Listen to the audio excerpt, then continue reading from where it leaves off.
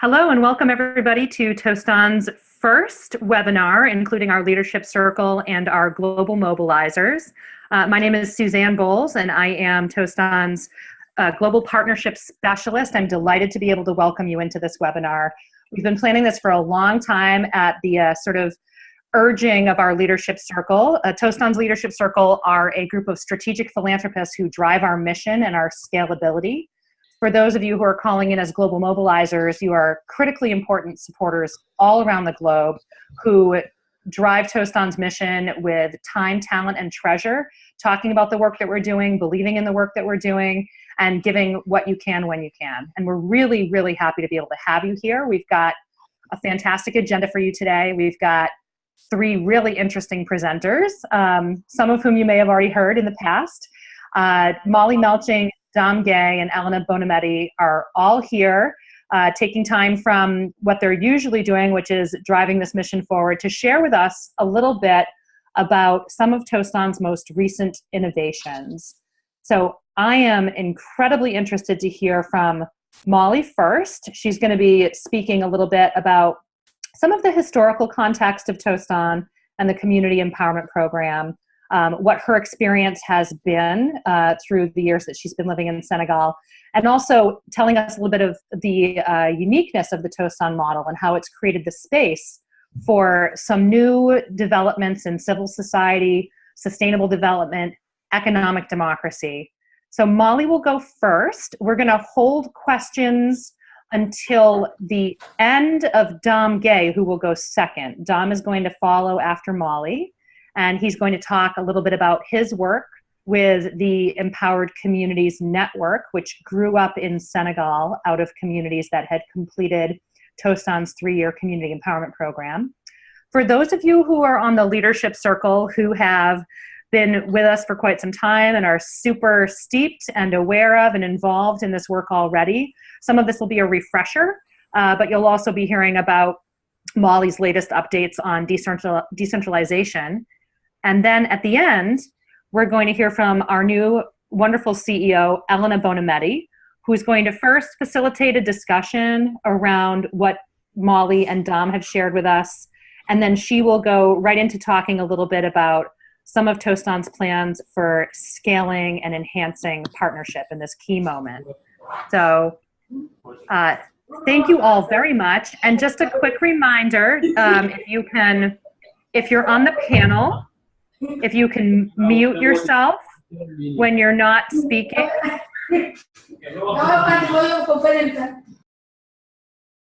Okay, I think that was actually Dakar. I muted you.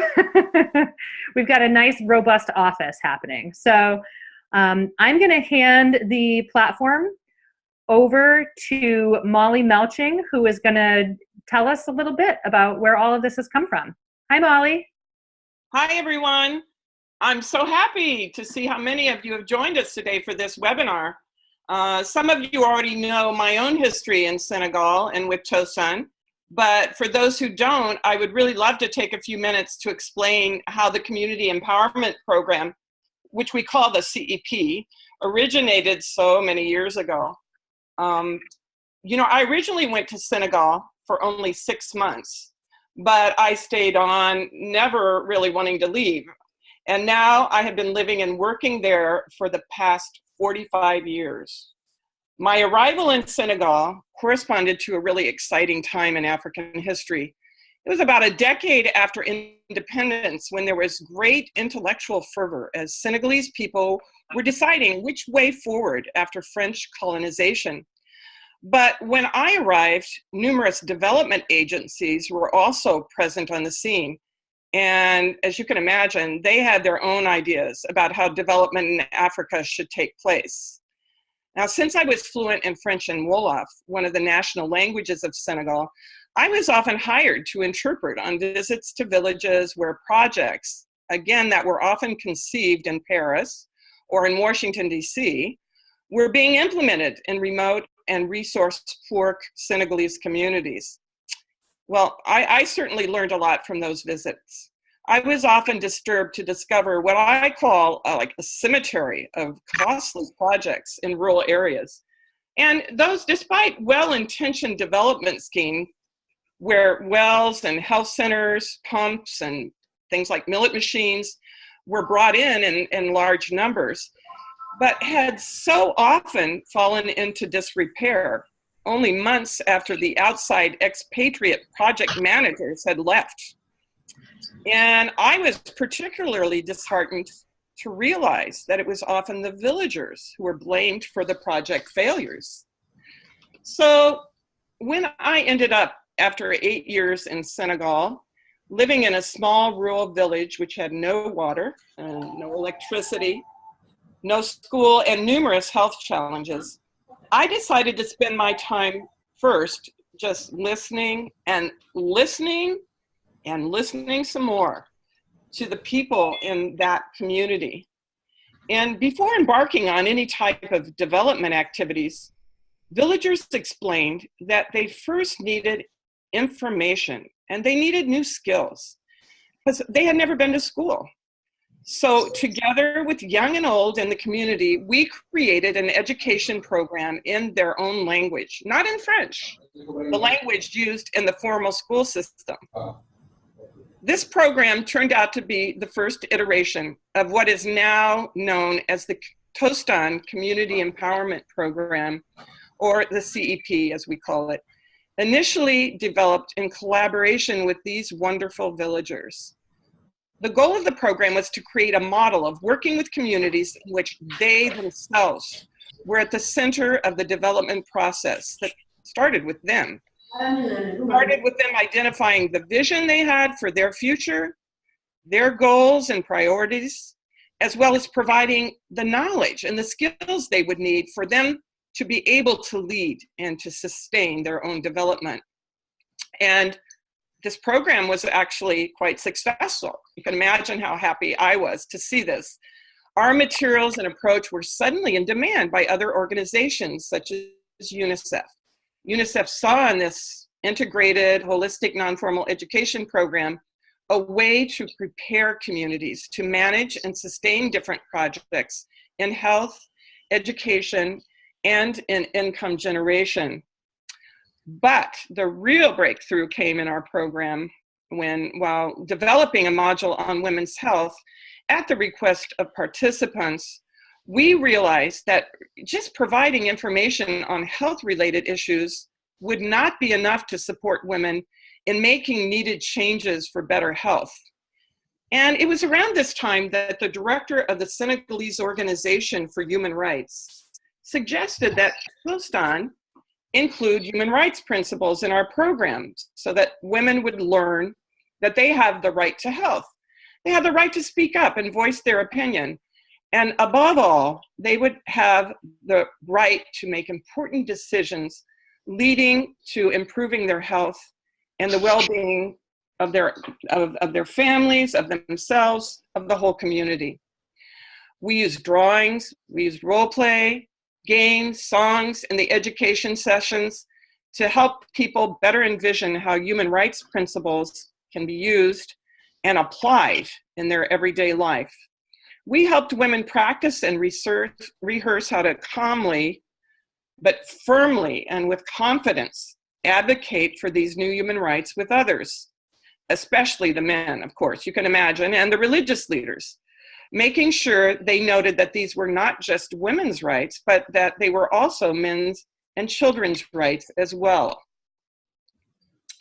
When we implemented this human rights model back in 1996, a long time ago, we were totally taken by surprise at what happened.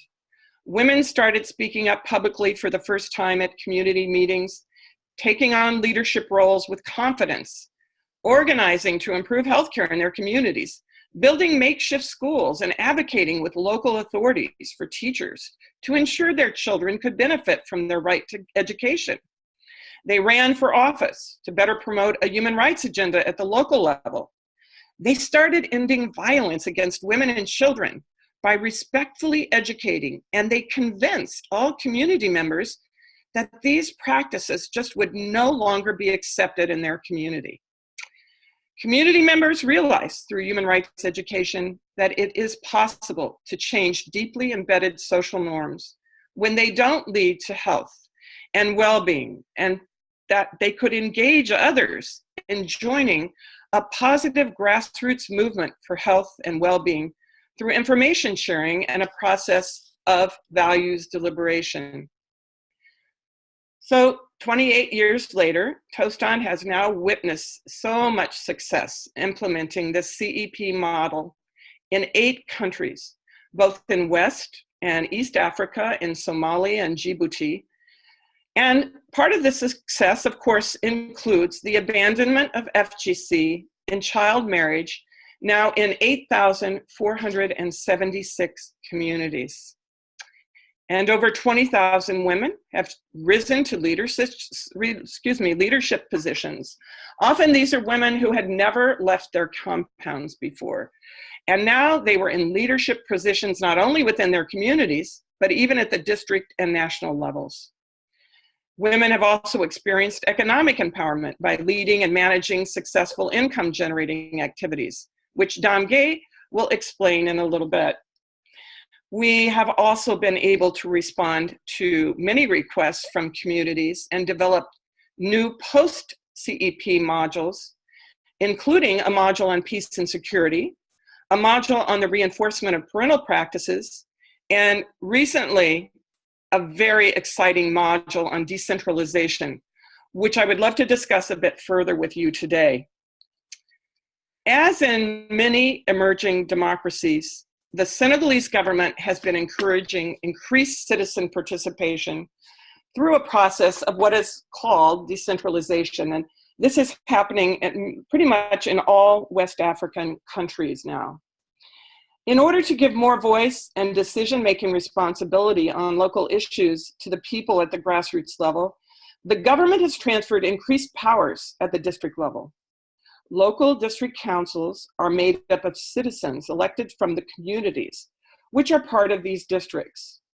However, in doing research with participants in our program, Tostan found that this new system for decentralization is not often working the way it should, mainly due to a glaring lack of information on what the roles and responsibilities of a district councilor are.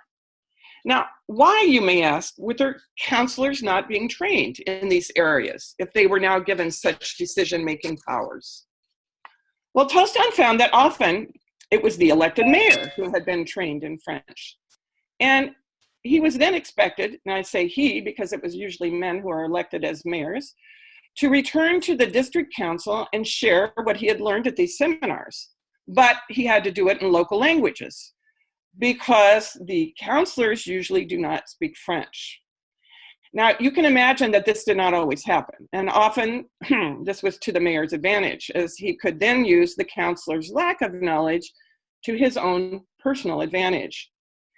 Tostan also found that repeated failures and inherited power systems have sometimes created dysfunctional, yet socially accepted practices around use, or rather misuse, of government resources and problems with the provision of services.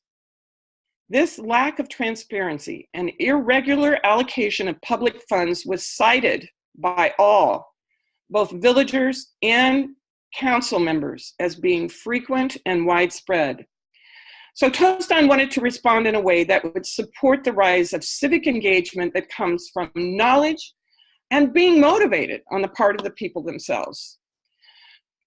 With support from the former Tostan National Coordinator for Senegal, Kalidou Sy, who had resigned when he was elected mayor of his district in the southern region of Kolda, Tostan was able to develop a post-community empowerment program module for both members of the community management committees, which we had already trained before, and district council members to help bridge the gap between communities and their elected representatives on the district council.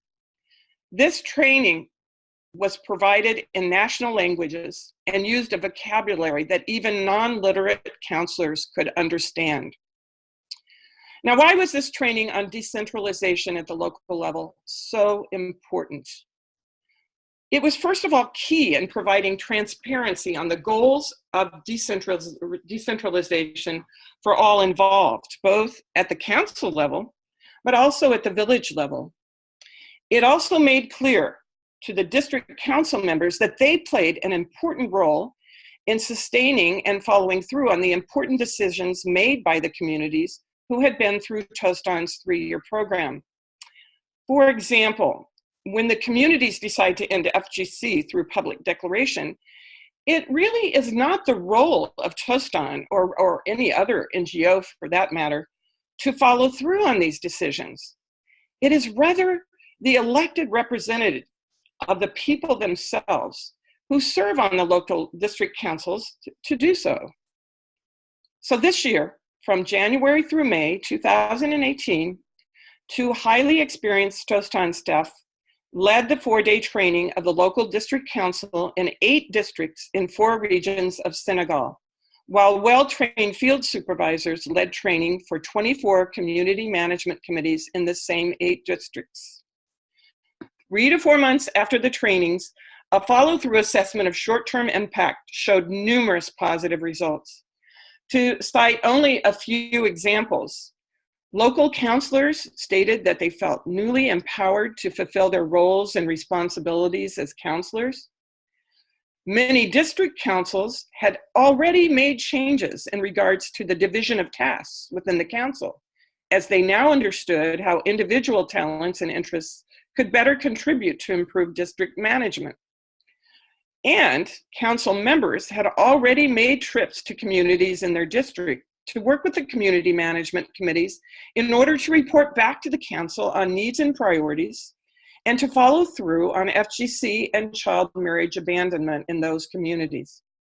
Local representatives, particularly women who cannot read or write, and who said that they had previously lacked confidence before the training, explained they are now actively contributing to council debates, and they feel able to effectively defend their positions on issues addressed in the council. Also, local representatives stated that their new commitment to the greater interest of the communities of their district, as they said, no longer centers on defending political party views. And council members have participated in developing, this is very important, that they have participated in developing district budgets and made sure the budgets are better aligned with the community's priorities, particularly those of women and children. So when the 2 who went out to assess what had happened afterwards, they actually looked at the budgets, and they saw the budgets now included improvements in education, in actions to lighten women's work, and in measures to increase access to local services. We were excited to see that children's councils have been established in all 8 districts, and they have met often to provide input in relation to their needs and priorities. And lastly, one more result that we thought was very important is that mayors and district councilors have also understood that community participation and transparency is an advantage for the success of their mandate, as it allows them to better identify people's priorities, allocate the limited resources efficiently, achieve results, and also interest outside donors in supporting district action plans. So this has also increased their chances at being re-elected, which is of course very important to them. Tostan feels this new module on decentralization is so critical to allowing for a more democratic model of citizen participation to emerge that we have now made it an integral part of our strategy for the future. So I would now like to introduce my colleague, Guèye, who will discuss some of the projects that have resulted from implementation of the Community Empowerment Program at the local level in Senegal, and the potential we are seeing there for increased economic growth. Thank you all. Thank you so much, Molly. My name is Guèye. I have been working with Tostan for 24 years now. At the beginning, I am a facilitator. After coordinator in Kaolack. And in 2006, I am the coordinator of the Empower Communities Network. And now I am a senior program officer in Tostan International. My presentation is to tell you about Empower Communities Network and the CMC. And you know, Molly explained the Tostan program. And it is very important to know, if you put in place the Tostan program, you need to have a community management committees. And the community management committees has 17 members, and we have at least 9. And the community management committee is chosen by the community and not the Tostan staff. And when we put in place the 17 members, they receive 5 trainings during the Tostan program. And the first training is role and responsibilities, because the community management need to know their role in their responsibilities, but they need to have a vision for the future and to identify themselves their own priorities. That's why it is very important to know at the beginning of the Tostan program their role in their responsibilities, and to know again the social mobilization, how to do the social mobilization in their community and the community around their community. And they receive another training for projects and grants management. And after this training, they receive also a child protection, because they need to know how to protect their children in their district level. And the last training, Molly said, that is decentralization. It is very important to know, because advocacy in the district level to ask the local government to integrate their priorities and their vision in their action plan. That's why it is very important. And these CMCs, during the Tostan program, they do many activities in their village. They start to do community grants. And during the Tostan program, Tostan supports them to receive the community grants like $1,000 to develop their income generating activity in their community. It is very important, these community grants, because they give them opportunity to practice what they learn in the Tostan class. After the Tostan program, they continue to do many activities in their community and the community around their village with the federation. And you know, now in Senegal, we have 88 federations in Senegal. And the 88 federation, we have 1,046 CMC in this federation. And during the Tostan program, they put in place a community-based organization. And now, at the end of the Tostan program, they receive a recognizing about the government. And now we have 382 CMC who become a community-based organization. And these community management committees develop solar projects. They have many partners, and we can give that one example with Barefoot College. They work with these community management committees, and now, after 9 years, the community management committees continue to achieve these activities by themselves. When they have problem with the solar system, they can themselves take their own money to change the lamps and the batteries. And we have the Empower Communities Network, because you know, our goal is to have long sustainability for long term. And the Empower Communities Network has three objectivities. The first is to promote networking between the CMC and the active federation, and to develop partners at all levels. And the other objective is to support active CMCs with income generating activities. And now we have who develop income generating activities in their community. And the other thing is to facilitate them to have partnership in national, country, and the international. And they receive now many partners to develop many projects in their communities. And it's like the Sustainable Development Goals. If we take an example with health, we have in Kaolack, after the CEP program, the CMC of Kersanu, the village of Kersanu, have a partnership with Sponsor Amam, and they put in place their own health hub, and they write their own proposal, and in the district level, they have someone who helps them to finalize this proposal and to submit it for Sponsor Amam, and they get their own fund to put in place and for the other sustainable development goals in income generating activities, we receive another partner like Construmundo who supports a community, a CMC in Chess, to get their own chicken coop, and they have a partnership with the Tostan Training Center, and they give them chicken for the people who come in the Tostan training.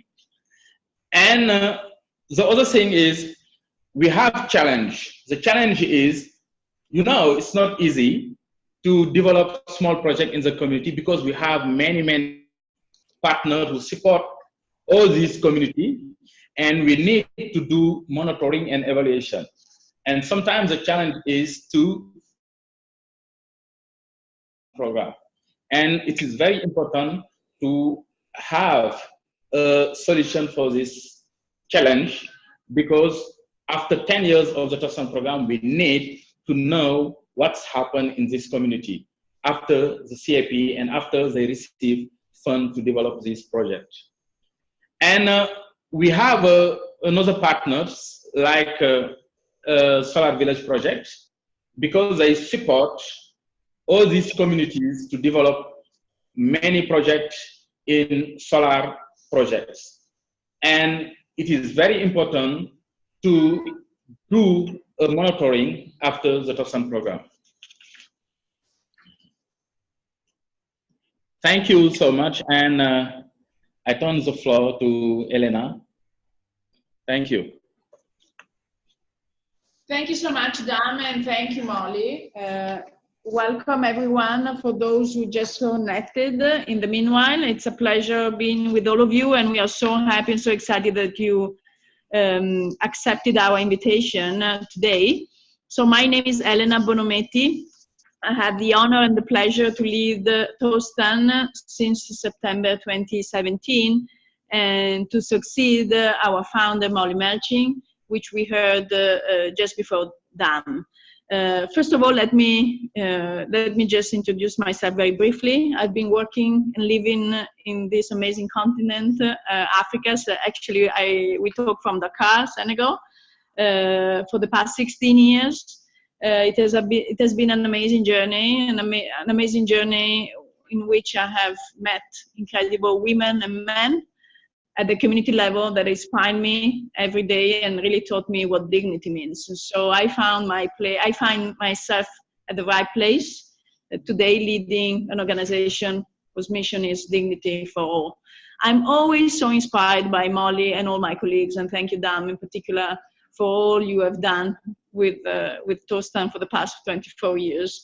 I'm so inspired because I feel like we are now at this new exciting stage of life, 27 years, we are kind of at the path road, and we are transitioning to the future, to a new exciting stage of life, but we are also taking stock and leveraging the past. And that's why it's always so inspiring to hear Molly talking about the story of our CEP and also what we have been doing in the past years. I really want to share,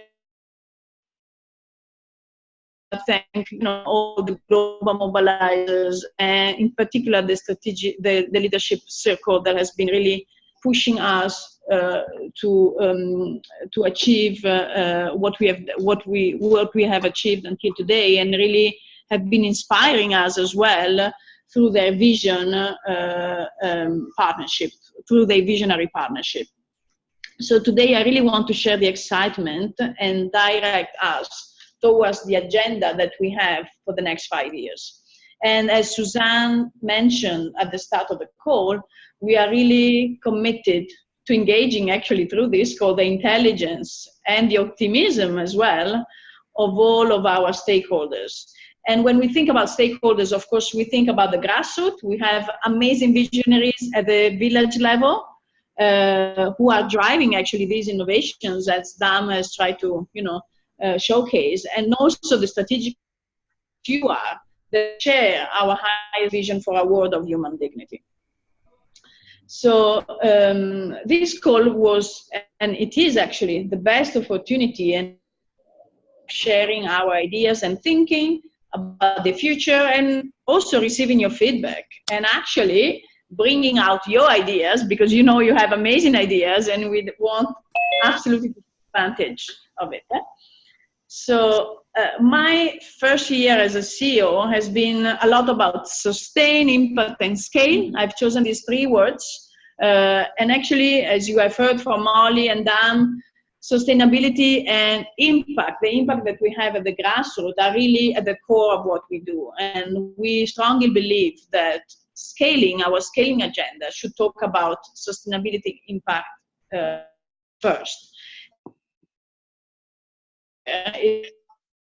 That effect that we have in those communities, and have a meaningful and strategic scale that can prove really the highest potential of this model. So before moving ahead, I really would like to hear from you. And now it's the time to open the floor. We want to get your thoughts, and we want we know that what we have seen as potential here, and we want to know what you have seen as a potential here. And then I will end with sharing some of what we think our major current challenges are and what the opportunities for our future together. So allow me to open the floor to those of you who want to intervene. And actually, I would like to suggest some questions for our discussion. And these, of course, are strategic questions, and I know our leadership circle members always have amazing questions for us that really challenge us and push us forward. So we really want to hear from you what platforms or communities should Tostan be looking at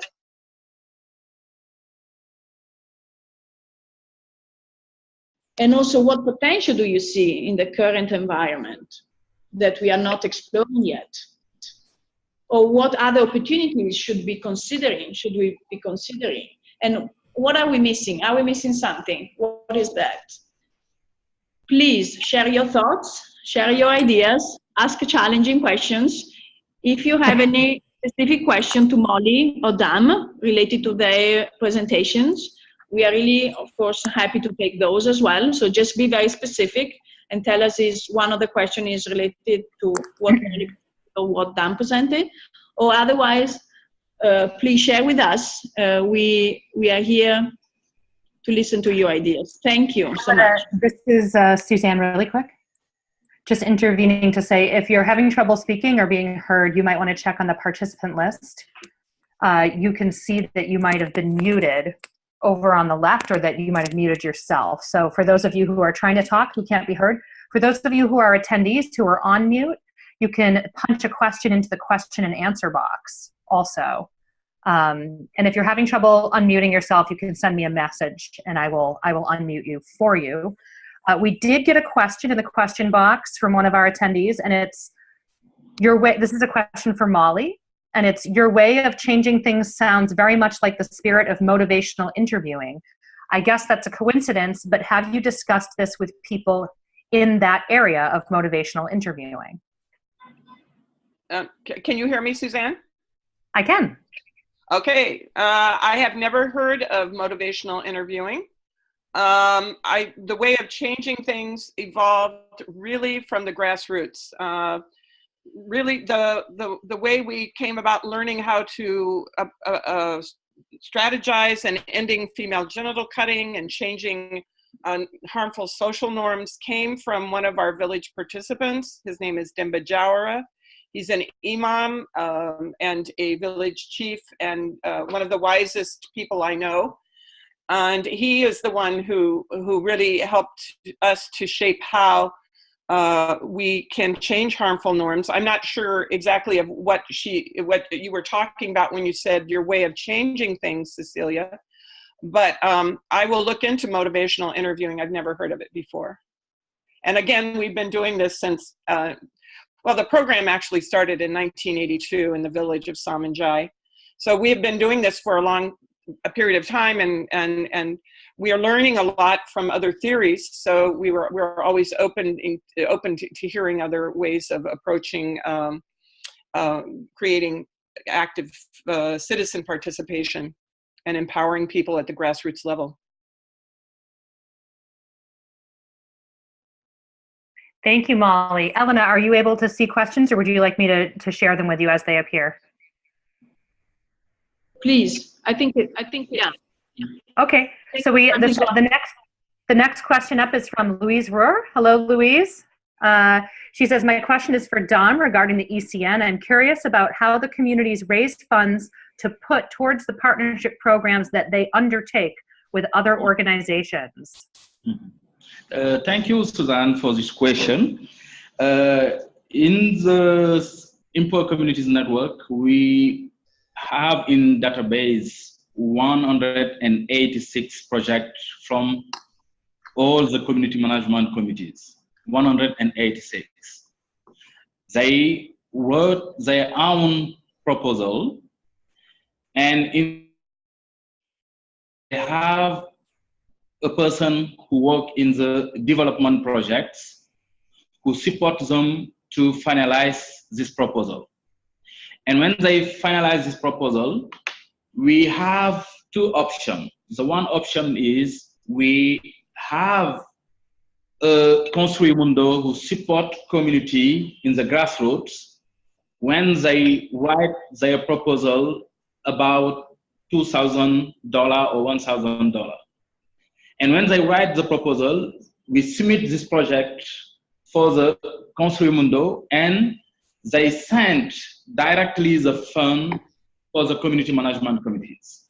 The case is in the north of Senegal. The partner asks them to open a bank account, and they send the money directly in the bank account. And the CMCs themselves, they manage this project in the grassroots. And when the partner come in Senegal, they go to visit this community to discuss with them about what they realize in their communities. The other way is the partner can say, okay, I sent the money for Tostan, and Tostan identify the community who write a proposal about these sustainable development goals, like education or like health or like income generating activities. And the communities, they can receive this money and they manage them themselves. We have the two ways they receive the money from partners.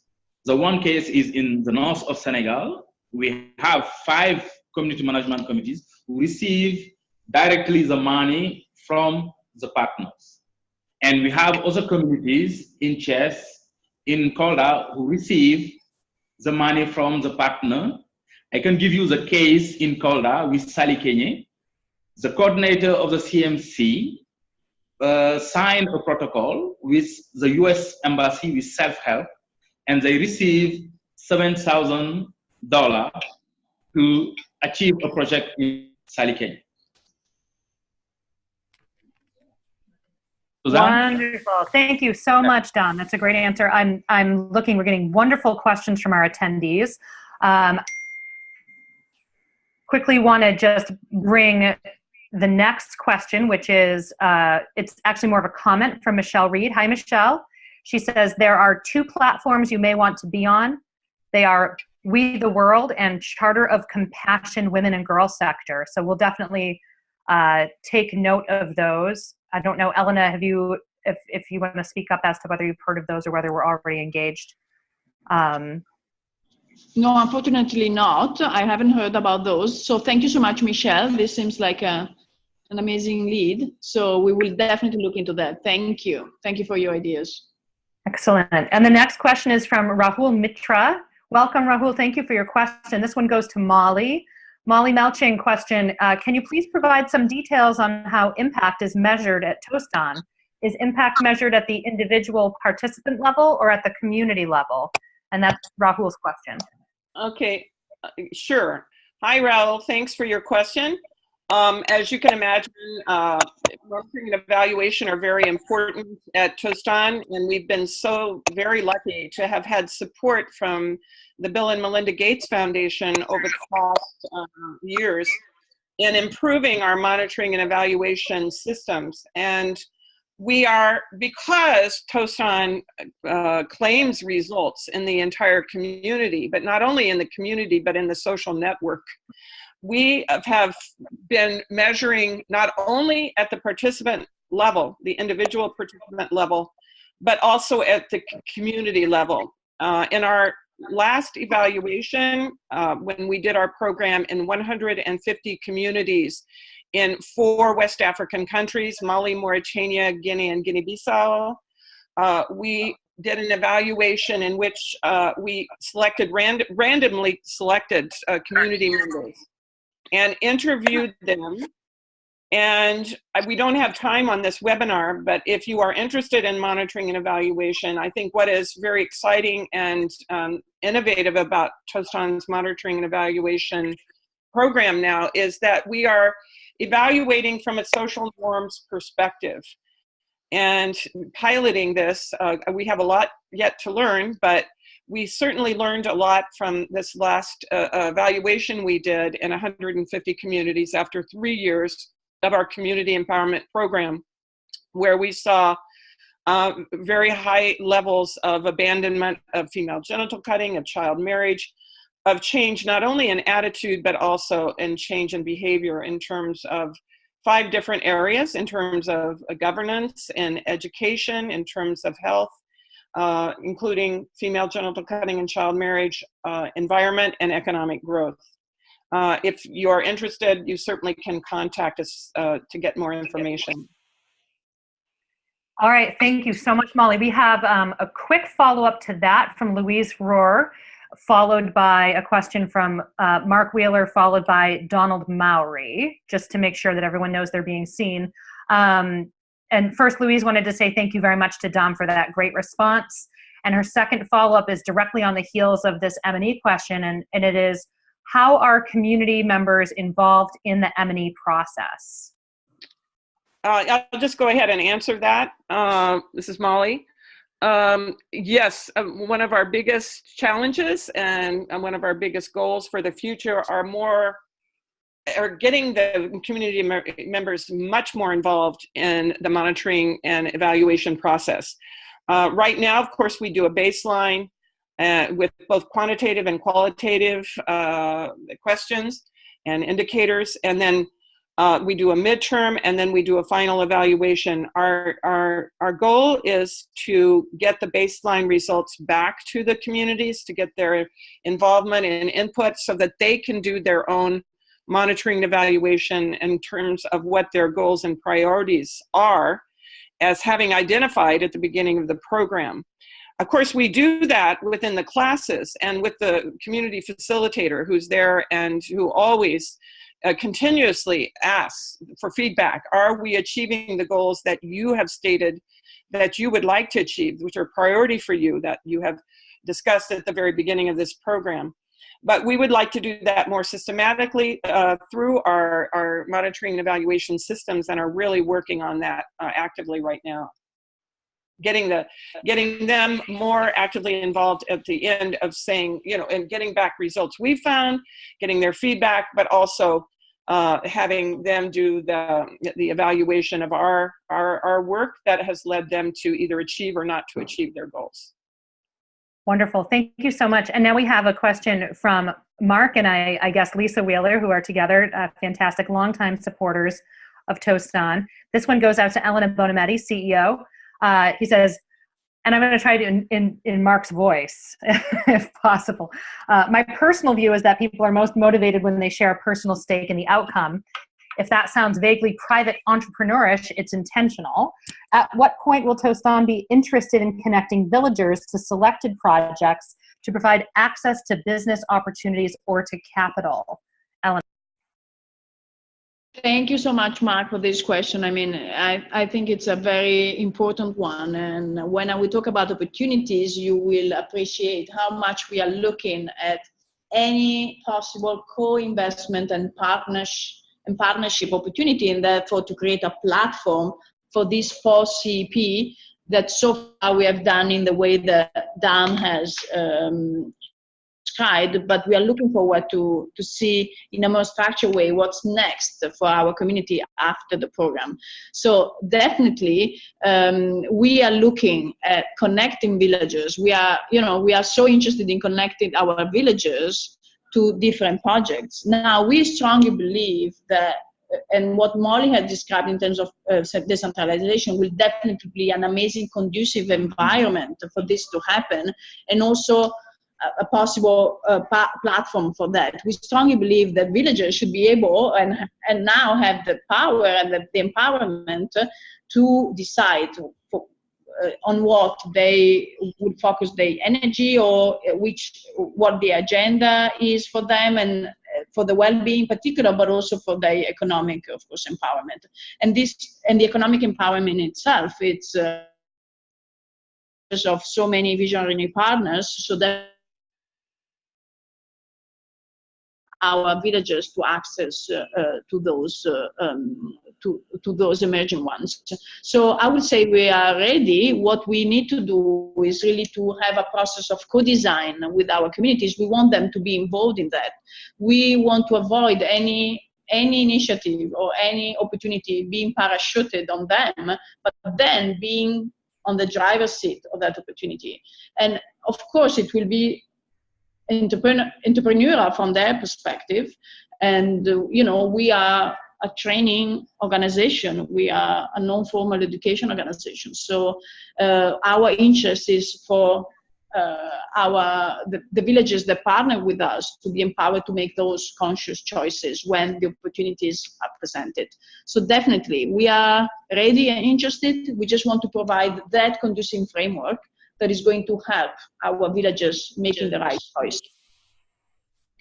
Thank you so much, Elena, for a fantastic answer. I just want to, again, welcome those who have recently joined. Remind you, if you're on the leadership circle or the board of directors, you have direct speaking access to the call, so you're welcome to interject during this discussion period. If you're in the attendees sort of corral, if you will, please feel free to communicate via chat. We do have several other questions coming up right here. The next one we're going to do is Donald Mowry, and this one's going to go to Molly. And the question is, I see many well-meaning programs that originate in developed world, many coming from religious motivations, that attempt to do community development in so-called third world or developing nations.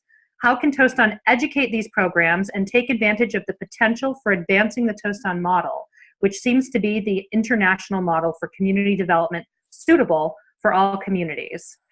That one's for you, Molly. Okay, thanks, Donald.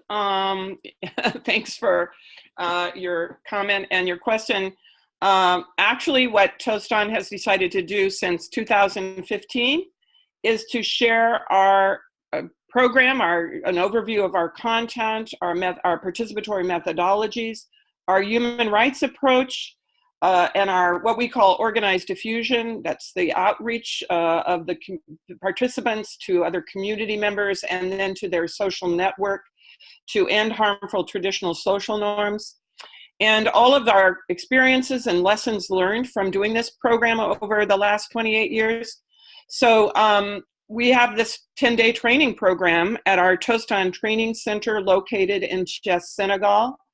And to date, we have trained 396 NGOs or religious leaders religious leaders who are a part of organizations, often religious organizations. We have received many from Nigeria and Ghana that were sponsored by the Carter Center. We just finished a training for ActionAid, who brought with them 7 local NGOs that they fund.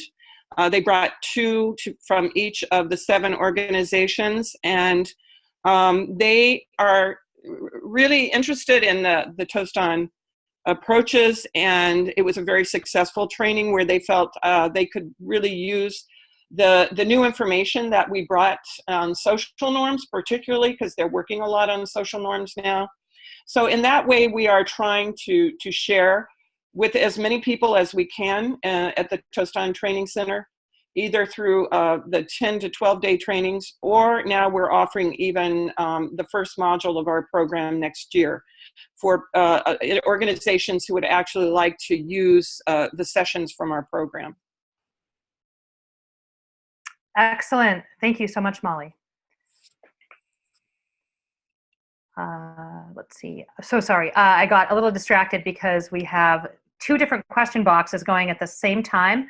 I think the next one, we'll jump down for a moment to Cody Donahue because it follows right on the heels of what Elena was discussing with Mark Wheeler. And this is Cody. We all know and love Cody. Hi, Cody. Thanks for joining. Congratulations to Tostan for continuing to work on empowering communities to carry out their human rights vision in practice.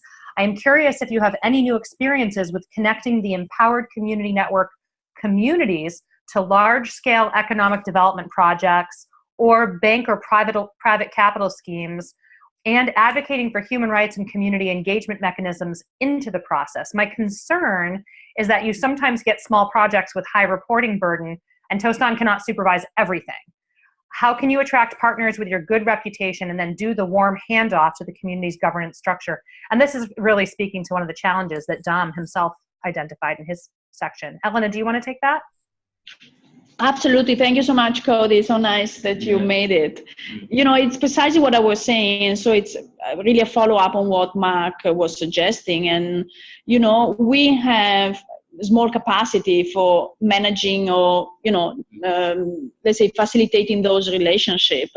And that's why you're talking about high reporting burden. Yeah, indeed. And also, you know, supervision, coordination. So we really want to do that, what you suggest, really attracting partners that are able then to, you know, connect directly with the community. And actually we have a couple of examples that Dam will now tell you about, but really create that platform and being a convener in that instance, more than a facilitator or organizer, and making sure that, you know, those community needs are met by other organizations specialized in specific projects or specific actions. Now, what is important to us is that the local authorities are engaged as a conducive environment. And I'm sure that is to amplify the impact of our work and of other opportunities that are made available. And this is true for capital, access to capital schemes, as you were saying, or larger scale projects. So I will just give the floor to Dam a second to give an example of some communities that work now directly with other organizations. Then do not consult us, do not inform us, but of course we are aware of those relationships, and we found this so amazing because this is precisely what we are looking for. Thank you, Elena. Thank you, and to Cody Donahue. Cody was my colleague in Tostan. Thank you for your question. I just want to add it. We have these experiences in Fatick because in last July, we organized a big meeting in the Empowered Communities Network. All the partners in this area, like for microcredit and bank, and other organization in this district level. And we organized a meeting with the CMC and the Federation to do the link between them and this community management and federation. And now many community management committees work with the local bank to have access to microcredit, to develop their own income generating activities, because Tostan doesn't have enough resource to support all the CMC and the federation.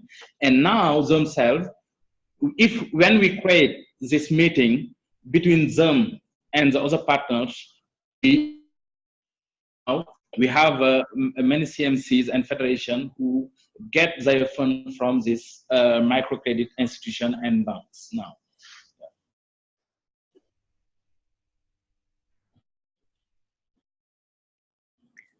Excellent. Thank you both so much. I think you're done, or hopefully we didn't lose you. No, we are here. Thank you. Yeah, we are here. Okay. Okay. I just want to make sure. I don't want to cut anybody off. I see a question from Carrefour. Bonjour, Carrefour. I hope and assume this is a partner of ours. This is exciting to see you here.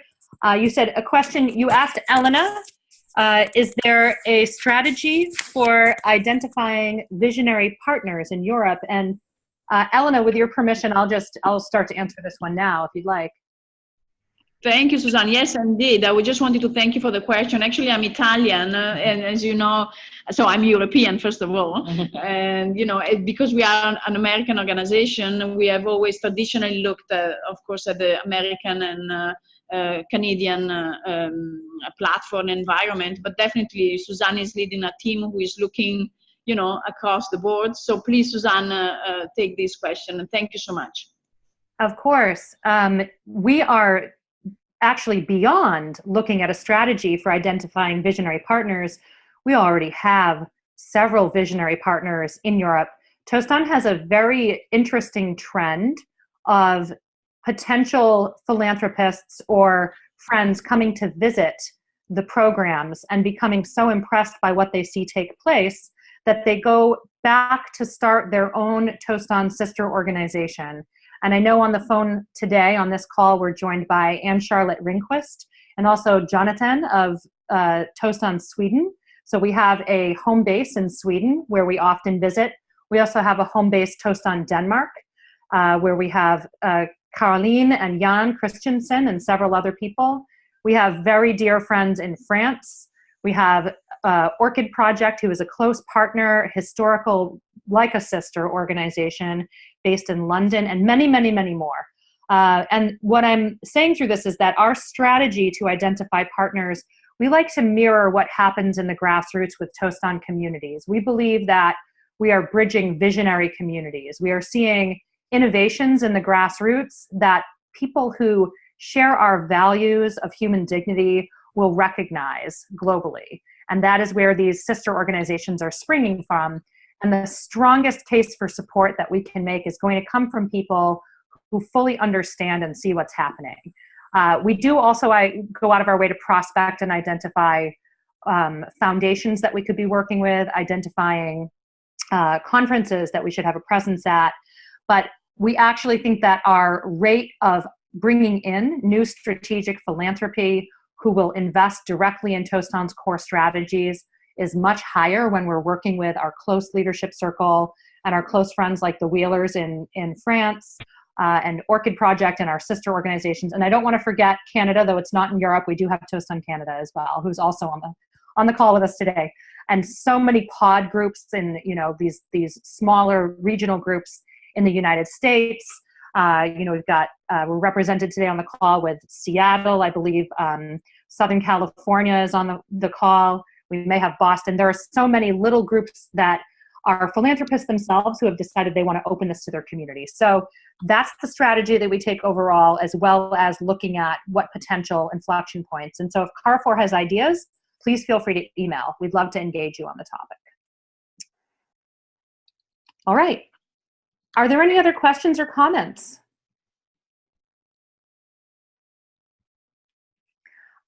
Elena, I think at this point it might be time to turn it over. And if others want to, I still encourage the Leadership Circle. We haven't heard any of your voices yet today. So, and Kate Bourne, so you've been moved over to the Leadership Circle. You belong.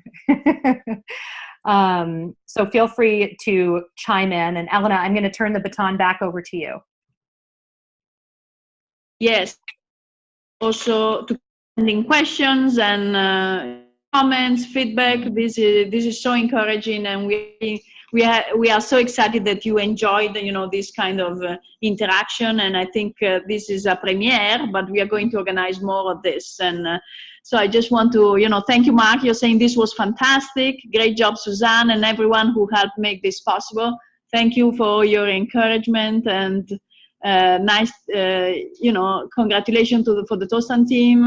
Carrefour is saying thank you. So thank you so much. And, you know, I have the privilege then to somehow end this session by, you know, presenting some of what we think being the major current challenges, and also, you know, some of the opportunities that we see available to us. And of course, I feel I have joined the organization in a great moment of success to jump to the next stage. And jumping for us mean, of course, the scaling agenda. But in, you know, in every stage of success and general flourishing, of course, has put the organization into a transformational moment arise, and it's important to take stock again, in particular with new leadership coming. And so some of these questions are related to, you know, what Molly and Dam have been talking about, which is the integrated and the holistic community-led moment. So how can we support, how to support a platform for integrated, really truly integrating and holistic community-led development after the CEP that still capture results within a framework. I'm referring this to the conversation relating to the SDGs. We need to be able to prove that what we do at the grassroots level is relating to the global agenda and how we can influence that global agenda. Because if we manage to do that, and we are very close, and that Molly was telling you about, we will able to show that Tostan is very effective in many, many different issues areas with one only cross-cutting intervention, and that, of course, we amplify sustainability. Now, many partners, of course, as you know, want to come in with that parachute model with our Tostan partner community. So how can we build that framework, that platform that we were discussing before with Mark and Cody's question, for a true partnership and a co-investment values, community-led design? How can we integrate community-led design into that process? And how can we capture and communicate, how can we capture that social complexity of the Tostan movement post-CEP? And how can we really meaningfully communicate about it? Because transformation is really built on the organized diffusion. So how can we claim contribution to those effects? Those are very important questions. And last, on the financial, on the partnership side, that will invest in such a process, in such a sensitive and complex process, that will build the community that understands, that truly understands this radical empowerment and systemic change model. So these are the big challenges that we see ahead of us. We see a lot of opportunities behind those challenges. And in particular, of course, we see the opportunity to look at what we have done in the past, in particular in Senegal for the past 25 years, more than 25 years. And as we ask ourselves those big questions, we look at what Tostan Senegal has been doing. And we want to use Senegal as, of course, a laboratory. And I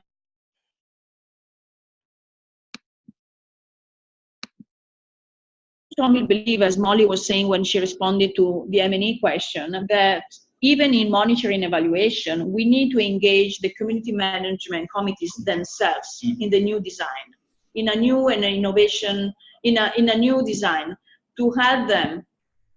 And this will help overcome inequalities and support effective intervention. Actually, what we see is that on the global conversation that has led to the SDG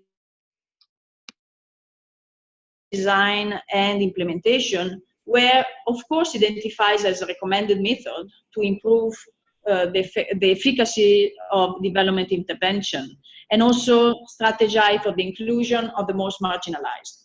So we, of course, we cannot advocate for a truly participatory program, but we want the monitoring evaluation we want also the communities to be on the driver's seat of the monitoring evaluation side. And we strongly believe that design, community-centered design will really address that limit of not giving a voice to the unheard. And because we know that, the population themselves, they reflect on their changing realities, and they will know what they need to do when they appreciate those challenges. Now, we have had several conversations with several funders about changing the piecemeal way in which communities currently broker economic development partnership, and this is one of the conversations we had with Mark, of course, and also deepen their abilities for these federations, so not only CMCs, but federation of CMCs, to access and to benefit from even bigger and more beneficial partnership. That's why we were so keen today to get your views on this, and thank you for those who have given us references. It's so important that we learn further and we design together with some of you interested in this and see how those really communities can access those big opportunities because I think we think they are ready for them. And now, last but not least, we really research component is really critical to us, and of course the TTC, the Tostan Training Center, which is based to share our methodology with other like-minded organizations, will be also the platform to share whatever we do end up doing with these communities on this post-CEP agenda, and we are sure that this can eventually be taught to others, and we definitely want to share with others. So again, we care so much about your views, and we couldn't do anything without the visionary partnership that helped us advance until now. And we know you strongly believe that systemic change and radical transformation is possible at the grassroots. So I think, once again, thank you to all of you for your time today, and for all your support, and for being such an inspiration to all of us. So I just give the floor back to Suzanne, and I know she will wonderfully end this session. Thank you to all of you. Yeah, thank you so much, Elena, and everybody. Thank you for all the programs people who took time out of their day to call in and share a little bit about what you're doing. Thank you to our global mobilizers, because you are part of the community of strategic philanthropy that understands the way that driving change at the grassroots is going to transform our entire reality for dignity for all. We look forward to offering many more of these in the future. We will be sending a follow-up survey to get your thoughts on how we did, and also your suggestions on future calls.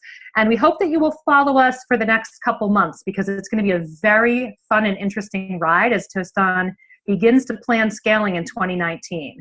And you'll be able to come along with us as we do several videos towards the end of the year, and also help us share stories through the However Long the Night reprint special edition that was just endorsed by Bill and Melinda Gates. So there's more to come for many of us, and we look forward to hearing back from you.